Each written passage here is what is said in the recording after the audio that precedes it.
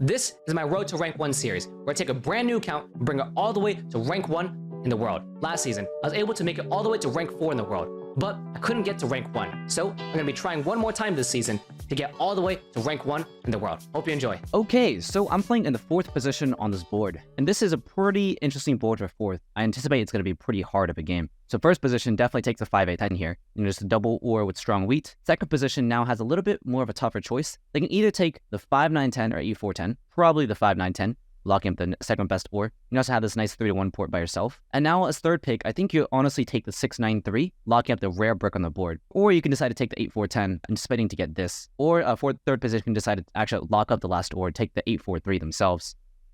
Yeah, I guess this last ore is going to be locked up. So what do I do now? Yeah, since it goes 1, 2, 3. I do think I have to take the 6-9-3 for sure. And also really want to take the 8-4-10 just for defensive reasons. But, it's hard to win a game with, only brick wheat sheet. That's impossible. So I don't think you can actually do that. I think I could do something like 6-3-9 plus 6-3-11 here. And you point your road right. And then if I do this plus this, third position takes 8-4-3. Then they take 8-4-10. 5-9-10 player then takes what? Maybe 9-10-11 or 4-9-11. Both of these work. And then this guy can take... Oh, he decides to take the 6-9-3. Okay, that makes my life a lot easier. So there's pros and cons to this because now I'm forced into an ore wheat sheep position. I mean, you could always play around and do like some type of wood wheat sheep idea, like trying to incline around and do something like 8-4-10, 6-5-11, but that's terrible. Or you can climb around and do something like 8-10, 8-4-3. But I think just 8-4-10, 8-4-3 is the best move here. I actually really like red deciding to do this because essentially you swap positions. Since if red decides to go here, then I decide to take 6-9-3, let's say 6-3-11. And essentially there's only one road player versus 3 ore wheat sheep players. And usually the road player actually has an advantage in that spot because they have unfair competition. And, the ore wheat sheep players, one of them is just going to get completely wrecked. Another one's probably going to have to build a 10. And another one is going to actually get the largest army. So I think in this spot, I take this and I do this and I point upwards and I start off with the ore. And it's going to be pretty hard for me to actually get the bricks to settle on the ore. And then my first thing is to try to upgrade this 8-4-3. Another big problem is that this 8 ore always gets blocked, and that's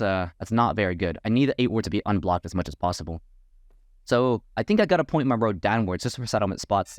I do think Mr. Red here would love to, cut back to this 3 brick, if not the 8-3. Both of these are good spots, so I can't race them. And my first priority is just to really just road settle here. Maybe if I can road settle on the wood port. The biggest priority here is just to get the city on the 8-4-3. I've got to really track really well, try to get that city on the 8-4-3 as soon as possible. Another idea is I can simply just buy a bunch of dev cards and simply just decide to forego the city, just road settle here, and just buy a bunch of dev cards in this spot to basically out-pop all of my opponents, or out-buy dev cards compared to all my opponents. And then with that, I simply just draw a mana to get the city, or year plenty to get the city. But I simply just say, I don't need the city right now. I just need to get as many more dev cards. This is going to be a fierce ore wheat sheep battle. Red decides to do this, but I don't really like this move as red. The thing is, black can take 9-10-11, and then green here can simply just take the 6-3-11, and they love taking the 6-3-11. And then as red, you just lose this spot. But I guess red's idea is to go in the 6-5 and just play wood brick wheat, which is actually pretty playable as red. Maybe road settle here, you road settle here, 6-5. It's a great expansion spot. And then red can also go all the way down here to the 9 ore. So looking at it, it's actually not as bad as I think. They may struggle just a little bit getting sheep trades, but I don't think it's going to be a super huge issue. The biggest thing for red is if they can get a city, since, if they road settle here, drop a city on the 6-9-3, they're really, really cooking. And in this spot, does red ever really get blocked? Not really. The spots that red get blocked is the 9 wheat, the 4 wheat, maybe the 5 wood. And if red starts getting too far ahead, then maybe the 6 brick. But what's going to happen is I think most of these ore wheat sheep players are just going to absolutely destroy and mob each other. So I think that's what's going to happen. And then red gets to build roads for free. So I got to be very careful about red's position. And also got to think how can I work with the other ore wheat sheep players so red doesn't get too far away? Just because let's say if all we're doing is battling each other, red just has an easy win condition and just runs away with this game scot-free. But we can do deals if you don't block me, I won't block you. Those type of deals. Or if you don't steal from me, I won't steal from you. Let's just double rob red since they're doing really well. Okay, so black decided to do the greedy pick here, 2-9-10, point left. That's interesting. I think it's a little bit too greedy. I mean, you're only starting off with a 2 brick, and you're racing against red here, and red would easily like to snatch this spot up. I guess his idea, I see. His idea is he points left here, and he has this spot, so red has to do 2 roads just to get it on the 3-10-11. Okay, that's kind of clever as black. I can see it. I do think it might be a little unnecessary, though. Maybe. Okay, so I have a city in hand already. That double 8 rolled, and then the 9 just rolled. So this guy has corded in 9s. It's pretty OP. The 5 rolls. So now this guy has a wood in hand. He's looking for the sheep to settle. The only thing I can do here is just drop a city and pass. And then from here on out, all I do is start popping devs. Yeah, I just have to do this. There's no other choice. I don't like doing this because it gets my 8 ore permanently blocked and I'm upgrading the most garbage spots possible. Maybe, do you ever buy a D here before you city? No, you can't. I think I just got to do this, hope for another 8, and then just pray, essentially. But I really don't like the single ore spot since I have a big bat weakness, and I'm always going to be getting jacked here as soon as the 7 rolls.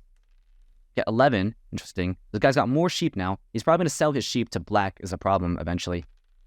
Ooh, yep. And this is where I get my sheep jacked. Okay, steals the wood. I know that he didn't want that for sure. And now he's got an extra wood. He's hunting for the sheep and brick. Okay, decides to go there. Okay, interesting. That's why he jacked me. Now I get double jacked and he gets the sheep for sure. This is ugly. Yes. I'll say this. Okay, cool. He didn't steal from me. Perfect. He steals from green instead. It's not great, but I had to take the trade just because, green's also saying yes to the trade. And it's a 100% chance in that spot. Blue says first. That's great. In this position, I think I just got to block the 9 here. I'm also really afraid of green, but there's no really good spots to block green. Black has ores. Yeah, black's got ores through the 9s. Yeah, he's close to the city. So this kind of disrupts a little bit of the city. If I can jack from him, that'd be good. And also, he gets pretty strong with this spot. And there's also just no good spots to jack from green. And also, green has positioning. So if I put it on the 5 wheat, he just immediately puts it back on me. So I just got to take the ore here. Perfect. And I just pass. Now let's see if he ever plays an aggressive knight. Probably not. So 4 rolls, more wheat on the board. This guy is looking for the 6 and 3s to start rolling, so he can actually do this road settle. You got to make a decision if he wants to commit to the 3, 10, 11, or simply go to the 6, 5. Another 4 rolls, cool. He buys a knight card, or he buys a dev. I don't know if it's a knight or not. 8 rolls. This is an interesting spot. Do I get a second city or not? So getting a second city just basically says I'm going to get gang robbed to death for the rest of the game. Not getting a second city does something like this, and I get to actually get a little bit of protection, but a second city is way more efficient in my hand. A city versus a dev, a single dev. It feels better to drop a city here. The problem is it doesn't matter how good it feels because I get my 8 ore blocked. But another idea is that green here has a knight card and should be protecting the 8 ore with me. And they're also a pretty strong ore sheep popper, but this does get me jacked for the rest of the game. I think you just got to go for it because in order for green to basically buy Ds, the 8 needs to roll. Well, I mean, the 10 can also roll. But by doing something like this, right, now if the 8s roll, I basically dominate green on the 8s. It's like my super money roll. So I think it's just fine to invest here. But this does get me jacked a bunch. But my hand is perfect. Like, my hand is fine. Like, just take all the useless wood. It's perfect for getting jacked. So black now gets another ore. They're going to be hunting for wheats now. Okay, he decides to pass. Interesting. I thought he'd trade right there. Okay, so he plays a knight card onto the 8, rightfully so. That's fine. Steals from me. Takes a wood. Right? Yeah, take the wood, not the wheat. Thank you. 6 rolls, and that's the first 6 of the game. Let's see where red decides to commit the road. It would make sense if red committed here. It would also make sense if red simply decided to just drop a road here to the 8-3. All these are good options. Okay, the 3, 10, 11. It makes sense. And now I'm hunting for ores. I could put it over here on the 10, but I actually want to save green's knight in this position. So whenever it's on the 8 ore, green actually moves it. So I want to save their knight. And in this spot, I'm looking for sheep and ore, and only black. Yeah, black has a high concentration of ore here. I might jack a wood, which isn't too bad. But yeah, most likely jack an ore from black. It's either wood or ore. Yeah. Wheat, and there's also wheat too. But stealing a wheat there from black isn't the worst thing since, I jack their wheat and it's also blocked and now they're even further away from the city. And I kind of want orange to do decently well because I can always outpace them theoretically. Yeah, I think this is fine. And I simply just hold. I hope that he doesn't waste an aggressive knight. Perfect. The 3 rolls. It does put me over, but I didn't want my hand to be vulnerable. He does buy a second D. He buys 2 Ds. This is good and bad news since this is going to be unblocked. 9 rolls. But actually, now if I roll 7, I'm not boned at all. And now if a 7 rolls, I just jack from black. He's got a high concentration of ore, and I buy a dev card. 4 rolls, okay. I can do something like this, maybe. 3 for 1 like this way. So he has a bunch of useless wood. And this gets me 2 Ds. So this is the only way I'd ever do it, okay? If not, I 4 for 1. Pop another D. And now, with this spot, I'm willing to actually trade him, this same trade here. If not, that's all good. Cool, there we go. And I pop again. And so wood is kind of dead in my spot. And also, it's a little dangerous to give him wheat, but I also need a knight in that spot. Yeah, in addition to that, he might 7 out too. But trading 3 cards is trading 3 cards. I'm not totally sure. I need to be pretty conservative too. But I think it's a fine move relatively. And he can still 7 out. But actually, if he 7s out, he gets a city still. Okay, another 4 rolls. Yeah, so this is where he drops a city. And he drops it on the 2, 9, 10. I don't think that's a good move at all. My biggest concern is green here is going to outpace me in D. Since I only have 2, he has 3. And he also does have positioning on me. So you can just basically hammer my 10 and make me like a pretty sad person. It's hard for me to punish green back. But also, at the same time, I do want them to protect my 8 ores. The 3. Okay, roll me an 8, please. That's my money roll. And then this is red settlement. Nicely done. Roll me an 8, please. 11. I just got to hold here. Let's see if orange ever starts playing the aggressive knights. Okay, they don't. The 3 is starting to be a bigger money roll for red. Okay. He does jack from me now. Okay, cool. I also might have to start blocking the 10 just because it is like a big money roll for all of my opponents. Decides to do this 4 for 1. Is this road butting? Okay, no, it's clearly not road butting. Wait, no, they already played a D. So now they get here. I think in this spot, when this guy's got 2 down Ds, interesting. And if I 7 out, I dump the wood for sure, I think. Dump 2 wood and split. 4 again, okay. My numbers are rolling hot right now, but the problem is that they might go cold, and then I just lose the game. And then, like, my opponent's over-focused on me. Since this is still like a semi-high variance setup. And while it looks like I'm doing really, really good, I still need a port, and I'm not flexible, and that's the worst thing. Do I play a knight card here? Guess so, it's on me. I kind of want to say the knight for the 8, but it's okay. Red's at 0 cards. I think I gotta block it here, or I could block it here. Both are fine here. Doing this allows orange to go ahead and immediately put it right back onto me. I think the thesis of needing my 8 orb to be protected is still a fine idea. Yeah, this is pretty good. And now in this position, you just pop. Yeah, so 1, another VP, 2, a road building. That's not bad, since I can road building to 8-3, I can road building here, road building wood port, and then I think I have to port this. Yeah, I gotta keep the wood now, and I pop one more time, and I report the wheat. Yeah, I think this makes sense. So I got a knight. I could also take road too, it's not out of the question either. And yes, my opponents do need to band together. My numbers happen to be rolling now, but that might stop. So is he gonna play an aggressive knight? He's not. Or he's gonna simply passes. I've been getting relatively lucky with no 7s so far, but maybe I just curse myself. Okay, 4 rolls. This is not good for my opponents now. Gotta dodge. There we go. There's a 7. There's a lot of cards. I gotta hurry. I can dump like this, or I can simply dump like this. I don't like this dump. I think something like this makes sense. There's not too much time for me to really calculate. I'm looking for a sheep / a brick, but I don't think very many exist. I think I just gotta block the 10 here. Do I actually play a knight here on green? I think it's a 10 for sure, but the thing is green instantly goes and rejacks me. Also, I should have realized that red here has a wheat for sure, but I don't think it matters too much. Can anyone else win? I think the only threat I'm scared about is green or red.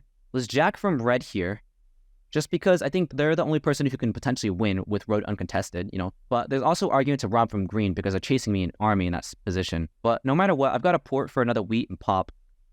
And also, I guess it might be a slight error because depending on this knight, yeah.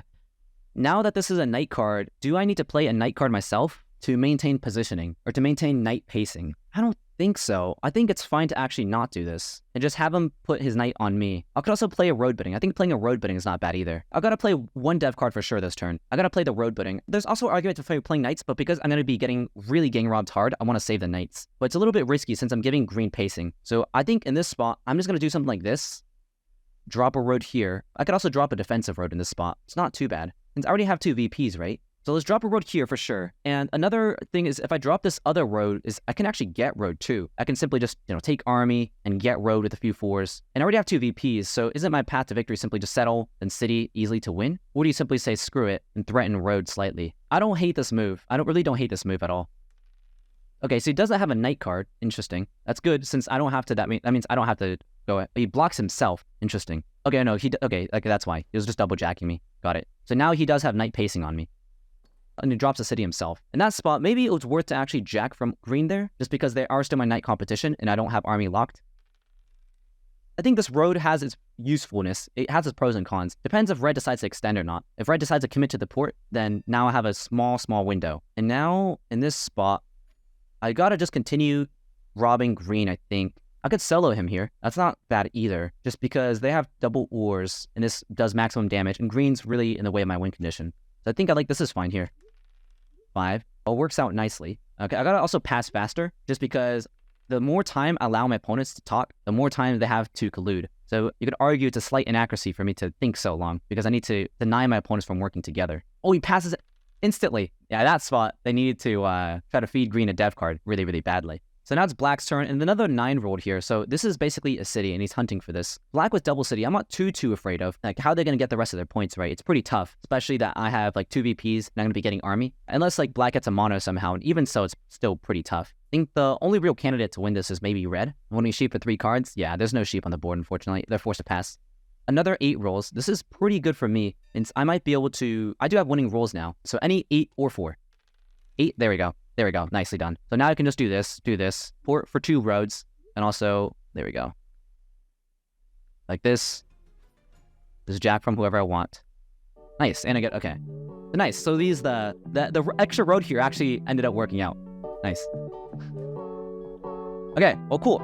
That was honestly a little bit of a slaughter, and I guess that's an example of a game where you double up on your 8s and it actually decides to roll. I mean, this is some pretty crazy dice. 2 6s and 8 8s. I typically don't like these high variant setups, but honestly, this is just an example of just doubling up on your numbers and essentially just praying that they roll. And in this position, this is an example of, it clearly rolling very, very well, where it wasn't even close for my opponents. I beat them 4, 4, and 3. And I also got like the perfect amount of dev cards too. This is like a super efficient game with, longest road, largest army, and 2 VPs, and 2 very quick cities too. Something I like to think is if you're sitting at a table and your opponents are just, much stronger than you in skill, they can outskill you, but you can always outluck them. And if you find a position where it's like, I don't know if I can actually beat these opponents, then sometimes you might just need to take a high variant setup and just gamble. And this is an example of the gamble paying off. Anyways, this win goes ahead and puts me at rank 117. So almost in the top 100. I just need to win one more game. All right, hope you enjoyed this video, and I'll see you next time. Bye-bye.